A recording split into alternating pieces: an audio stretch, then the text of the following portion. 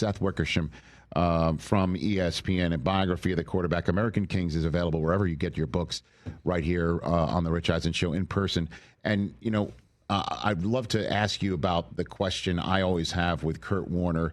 It's something that just recently came up as well, with the fact that Dylan Gabriel's now the second-string quarterback in Cleveland. Shedeur Sanders is third. How in the world do you develop a quarterback in this day and age in the National Football League, certainly if he is not getting any reps as a starter? How does that happen right now? You can't. And I think that, like, and Kurt helped me with the book, and we've talked a lot about this. And I mean, he's so smart. Yeah. And he's one of the few great quarterbacks who can talk about great quarterbacking. Like, he thinks about it at a really elevated and elite level. And I think that, like, there are few good and great quarterbacks, as we know. And I almost think there are fewer good and great coaches. And what you have is a ton of quarterbacks who go to these systemically bad situations.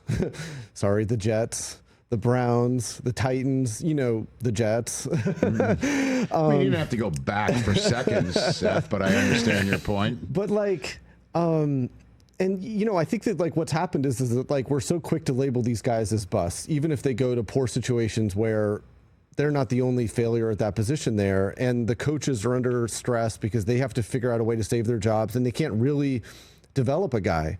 And it's been an interesting thing. I didn't write about this in the book, but it's interesting to look at, like, there's an entire economy of quarterbacks now in the NFL that are kind of these retreads, you know, where they were looked at as failures and they find another place to go. They learn from a really smart coach, like Baker did with Sean McVay, or Sam Darnold did with Kevin O'Connell and Kyle Shanahan, and Geno Smith. And they, you know, they can reemerge and have really productive careers, you know, if they can just hang on and survive and kind of weather that storm of confidence. Well, it's nature versus nurture sometimes, Totally. right? It's how you're born into the league, how lucky you are to be born into the league. And I think, for instance, J.J. McCarthy, okay, that's Justin Jefferson, and that's the quarterback whisperer of the moment, fresh off his Coach of the Year campaign in Kevin O'Connell.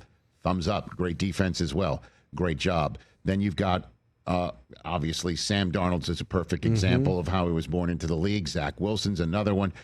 So on and so forth. Nature versus nurture right there. But, you know, the question or the conversation I always have with Kurt on the subject matter, and this is why I think Kurt is so, as you point out, expert on the subject matter. He would not have been able to do what he did on the magic carpet ride for the St. Louis Rams if he didn't have NFL Europe, or maybe the Arena League, or the obvious failure in Green Bay where he got cut. And the question is, I have for you, certainly since you and Don Van Natta know ownership in the NFL, having covered it for as long as you have, why does the NFL not put money into that? If I'm in the membership, there but for the grace of the injury gods go my team, where I'm down a quarterback 2 or 3, and this guy's not ready, and the whole season gets flushed down the toilet. Why isn't there more money put into a developmental league, or more money put into developing quarterbacks in the National Football League? Why not? The ownership group, the membership, as they sometimes call themselves, Yes, sir. They move slow unless an automatic profit is at stake, in which case they move really, really quick.